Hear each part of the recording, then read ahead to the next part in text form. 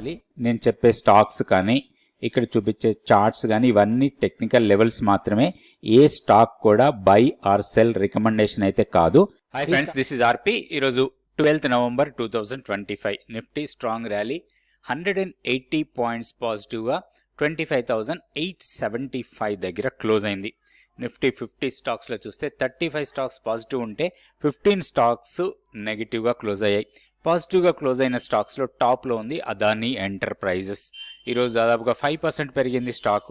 So ఈ fall తర్వాత last trading డేలో ఒక డోజీ ఫామ్ అయింది. డోజీని బ్రేక్ చేసిన తర్వాత మాత్రం స్ట్రాంగ్ ర్యాలీ ఇది కంటిన్యూ కావడానికి ఎక్కువ అవకాశాలు ఉన్నాయి. సో మనం టెక్నికల్గా చార్ట్ చూసినప్పుడు ర్యాలీ కంటిన్యూ అయ్యే అవకాశాలు ఎక్కువ కనపడుతున్నాయి అదానీ ఎంటర్ప్రైజెస్లో. అదేవిధంగా ఇండస్ ఇండ్ బ్యాంక్. సో ఇది బ్రేక్అవుట్కి రెడీ ఉందనుకోవచ్చు. మనం ఐ థింక్ లాస్ట్ వీడియోలో కూడా అనుకున్నాం ఇండస్ ఇండ్ బ్యాంక్ గురించి. 890 ఒక బ్రేక్అవుట్ లెవెల్, దాన్ని బ్రేక్ చేసే ఛాన్సెస్ ఎక్కువ కనపడుతున్నాయి. కానీ ప్రీవియస్గా ఏదైతే గ్యాప్ ఏరియా ఉందో ఆ గ్యాప్ ఏరియా ఆల్రెడీ ఇక్కడ ఫిల్ అయిన తర్వాత పుల్ బ్యాక్ ఇచ్చి రివర్సల్ వెళ్తుంది. సో ఇట్లా వెళ్ళినప్పుడు కొంచెం స్ట్రాంగ్ మూమెంటం ఉండడానికి అవకాశాలు ఉంటాయి. తర్వాత ఏషియన్ పెయింట్స్ కూడా స్ట్రాంగ్ ర్యాలీ ఈరోజు లాస్ట్ 15 minutes ఆర్ లాస్ట్ 30 minutesలో స్ట్రాంగ్ మూమెంటం తీసుకుంది ఏషియన్ పెయింట్స్లో రిజల్ట్ తర్వాత. టెక్ మహేంద్ర మూమెంటం స్ట్రాంగ్ కనపడుతుంది. ఐటీ స్టాక్స్లో స్ట్రాంగ్ ర్యాలీస్ చూస్తున్నాం. అదేవిధంగా TCS, tech Mahindra, SCL tech ఇవన్నీ కూడా స్ట్రాంగ్ మూమెంటం ఉన్న స్టాక్సే. అదేవిధంగా హెచ్డిఎఫ్సి లైఫ్లో కూడా లోయర్ లెవెల్ నుంచి మంచి రికవరీ కనిపించింది. ఈ ఫాల్ తర్వాత స్ట్రాంగ్ రికవరీ ఉంది ఇది. తర్వాత Bajaj Finserv, Adani Ports, Hero Motor Corp వీటన్నిటిలో కూడా పాజిటివ్ మూమెంట్ చూసాం. నెగిటివ్గా క్లోజ్ అయిన స్టాక్స్లో టాప్లో ఉంది టాటా స్టీల్. ఈరోజు మెటల్ స్టాక్స్లో కొంత హైయర్ లెవెల్స్ నుంచి ప్రాఫిట్ బుకింగ్ అనిపించింది. ఒకటి మెటల్ సెక్టర్, అదేవిధంగా డిఫెన్స్ స్టాక్స్లో ఈ రెండిట్లో కూడా ఈరోజు కొంచెం హైయర్ లెవెల్లో ప్రాఫిట్ బుకింగ్ లాంటిది కనిపించింది. సో ఓవరాల్గా మార్కెట్ అప్ ఉన్నా కానీ ఈ రెండు సెక్టార్స్ మాత్రం కొంచెం వీక్గా కనిపించాయి. టాటా స్టీల్, అదేవిధంగా శ్రీరామ్ ఫైనాన్స్లో హైయర్ లెవెల్ నుంచి కొంత సెల్లింగ్ ప్రెషర్ కనపడుతూ ఉంది. మేబీ కొంత ప్రాఫిట్ బుకింగ్ అనుకోవచ్చు. జేఎస్డబ్ల్యూ స్టీల్, బీఈఎల్ మొమెంటం స్ట్రాంగ్గా ఉంది అప్ సైడే, కాకపోతే ఒక చిన్న పుల్ బ్యాక్ లాంటిది ఈరోజు హైయర్ లెవెల్లో. ఈ ప్రీవియస్గా హై ఉంది అక్కడ కొంత 430 ఆ లెవెల్స్ దగ్గర కొంత ప్రాఫిట్ బుకింగ్ లాంటిది కనిపించింది.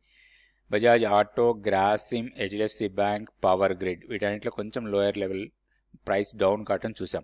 నిఫ్టీకి టెక్నికల్ లెవెల్స్ చూద్దాం.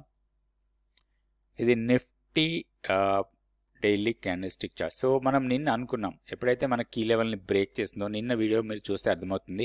ఒకవేళ గ్యాప్ అప్ ఓపెన్ అయ్యి సస్టైనబుల్గా ఉంటే నెక్స్ట్ 25,930 వరకు పెద్దగా రెసిస్టెన్స్, 920 అనుకున్నాం మనం నిన్న, 920 వరకు రెసిస్టెన్స్ లేదనుకున్నాం. సో అదే జరిగింది. ఇది మనకు ఒక మంచి ఆపర్చునిటీ ఇచ్చింది లోయర్ లెవెల్లో. ఒక ఓపెనింగ్ తర్వాత కొంచెం హైయర్కి వెళ్ళినాక కొంత డిప్ ఇచ్చింది మార్నింగ్. సో అది మనకు ఆపర్చునిటీ. సో ఈ డిప్ ఆల్మోస్ట్ మనకి 25,780 వరకు వచ్చి అక్కడి నుంచి రివర్సల్ వెళ్ళి 25,875 దగ్గర క్లోజ్ అయింది. మనకి హైయర్ లెవెల్ చూస్తే 25,930 అది రెసిస్టెన్స్ పాయింట్ మనం టెక్నికల్గా. ఎందుకంటే ఈ ఎంటైర్ ఫాల్ ఏదైతే ఉందో దీన్ని 78.6% రీట్రేస్మెంట్ లెవెల్ అది. దాని తర్వాత మనం ఫిబొనాచి ఎక్స్టెన్షన్స్ చూస్తాం. ఇది ర్యాలీ తర్వాత ఒక డిప్ తర్వాత ఎక్స్టెన్షన్, అది వచ్చి మనకి 61.8% రీట్రేస్మెంట్ లెవెల్ 25,963. ఇప్పుడు మనకి ఇది నో ట్రేడ్ జోన్ 25,930 నుంచి 25,970 వరకు అనుకోవచ్చు. ఒక 40 పాయింట్ జోన్ని మనం నో ట్రేడ్ జోన్ లాగా తీసుకోవాలి. ఇప్పుడు హైయర్ లెవెల్లో 25,970 బ్రేక్ చేస్తే 26,096కి వెళ్ళడానికి ఎక్కువ అవకాశాలు ఉన్నాయి.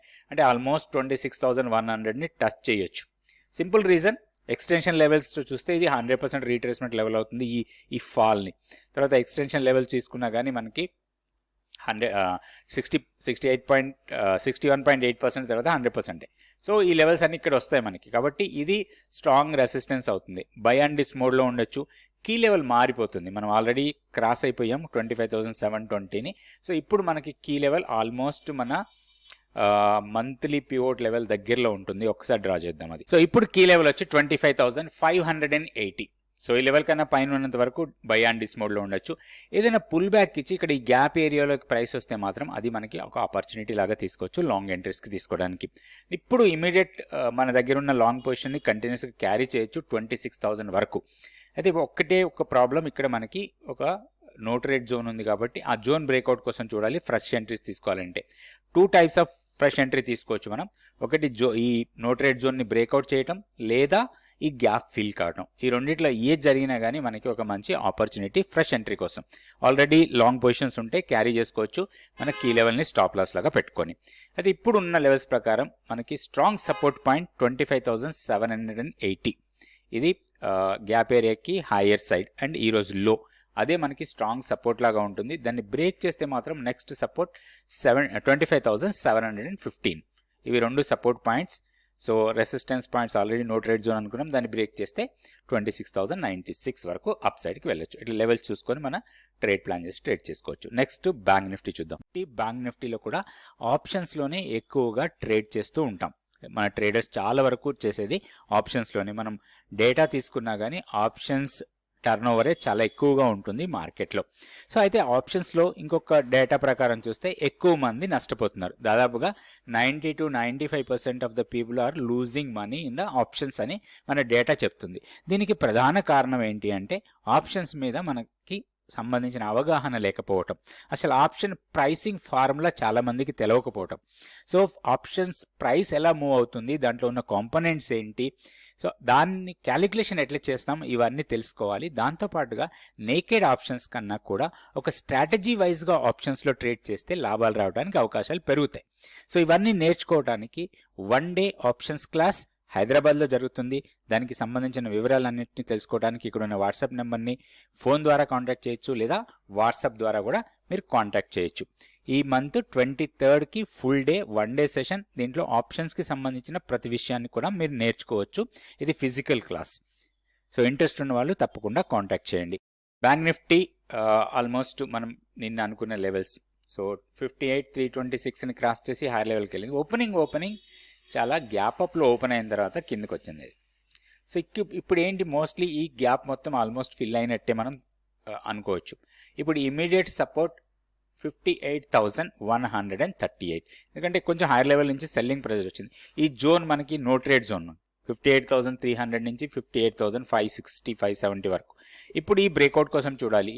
ఈ హై బ్రేక్అవుట్ చేస్తే మాత్రం స్ట్రాంగ్ ర్యాలీ ఉండొచ్చు దీంట్లో. 58,560. ఇప్పుడు మనం ఈ జోన్ బ్రేక్అవుట్ వరకు కూడా కొత్త ఫ్రెష్ ఎంట్రీ కోసం ప్లాన్ చేయొద్దు. డౌన్ సైడ్లో ఫ్రెష్ ఎంట్రీ కోసం ప్లాన్ చేసుకోవచ్చు. 57,760 ఇది మనకి వీక్లీ పివోట్, అది సపోర్ట్ లాగా ఉంటుంది. ఇంకొకటి 57,960. ఇవి రెండు 57,960, 57,760 ఇవి రెండు సపోర్ట్ పాయింట్స్. మనకు ఒక ఆపర్చునిటీ రావచ్చు. ఈ లెవెల్స్కి వస్తే ఒక లాంగ్ ఎంట్రీ కోసం ప్లాన్ చేసుకోవచ్చు. కీ లెవెల్లో ఒక చిన్న మార్పు ఉంటుంది. ఇప్పుడు మనకి కీ లెవెల్ వచ్చి 57,580. సో ఇది షిఫ్ట్ అవుతుంది. 57,580 ఇది key level. So key level కన్నా పైన ఉన్నాం కాబట్టి బై అండ్ డిస్ మోడ్లో ఉండొచ్చు. నెక్స్ట్ మనం సెన్సెక్స్ కూడా లెవెల్స్ చూద్దాం. ఇది సెన్సెక్స్ లెవెల్స్ మనం గతంలో అనుకున్న లెవెల్స్, పెద్దగా మార్పులు ఏం లేవు. ఒకటి ఏంటంటే మనకి ఇంపార్టెంట్, ఇక్కడ గ్యాప్ ఫామ్ అయింది సేమ్ మనకి నిఫ్టీ చార్ట్ లాగానే. సో ఇక్కడ మనకి ఈ రెండు లెవెల్స్ ఇంపార్టెంట్. మనకి 84,165 అండ్ 83,875 ఈ జోన్లోకి వస్తే మాత్రం ఒక లాంగ్ ఎంట్రీస్కి మనం ప్లాన్ చేసుకోవచ్చు. హైయర్ లెవెల్లో 85,000 వరకు పెద్దగా రెసిస్టెన్స్ పాయింట్ లేదు ఈ రోజు హైని క్రాస్ చేస్తే. 84,585 ఫస్ట్ రెసిస్టెన్స్, తర్వాత 85,000. డౌన్ సైడ్లో సపోర్ట్ పాయింట్స్ 84,165, 83,875. సో లెవెల్స్ చూసుకొని దాని ప్రకారం మనం ట్రేడ్ చేసుకోవాలి. ఇప్పుడు స్టాక్ ఫ్యూచర్స్ యాక్టివిటీ చూద్దాం. స్టాక్ ఫ్యూచర్స్ యాక్టివిటీ చూస్తే లాంగ్స్ బిల్డ్ అవుతున్న స్టాక్స్ 104 ఉంటే, షార్ట్స్లో 69, short covering 35, long unwinding 5. So longs build అవుతున్న స్టాక్స్లో టాప్లో ఉంది మ్యాన్కైండ్ ఫార్మా, తర్వాత angel one, Glenmark, Asian paint, Biocon, BSc, MFSL, Infosys ఇవన్నీ కూడా లాంగ్స్ బిల్డ్ అవుతున్నట్టుగా డేటా చూపిస్తుంది. అదేవిధంగా షార్ట్స్ బిల్డ్ అవుతున్న స్టాక్స్లో పిఐ ఇండస్ట్రీస్ టాప్లో ఉంది. 6% ప్రైస్ డౌన్ అయ్యి 30% ఓపెన్ ఇంట్రెస్ట్ పెరిగింది. దీన్ని మనం షార్టింగ్ క్యాండిడేట్ లాగా ప్లాన్ చేసుకోవచ్చు. ఏదైనా పుల్ బ్యాక్ ఇస్తే అది మనకి షార్టింగ్ క్యాండిడేట్. అది టొరెంట్ పవర్, తర్వాత హెచ్ఏఎల్లో కొంచెం హైయర్ లెవెల్లో ప్రాఫిట్ బుకింగ్ అనుకోవచ్చు షార్టింగ్ కన్నా కూడా. Ashok Leyland, NCC, Muthoot Finance, ABB, Cummins India, Prestige వీటిలో షార్ట్స్ బిల్డ్ అవుతున్నట్టుగా కనపడుతున్నాయి. అదే షార్ట్ కవరింగ్లో చూస్తే Tata Technology services short covering కనబడుతుంది. Reddy Labs, Solar Industries, trend బాగా డౌన్ అయిన తర్వాత ఈరోజు కొంచెం రివర్సల్ చూపించింది. దీనికి కొంచెం మనం టెక్నికల్గా లెవెల్స్ చూసుకోవచ్చు ట్రెండ్కి. సో అదేవిధంగా ఎంఫసిస్, తర్వాత ఐజీఎల్, పతంజలి వీటిలో కొంత షార్ట్ కవరింగ్ కనపడింది ఈరోజు ట్రేడింగ్లో. Thank you so much for watching this video.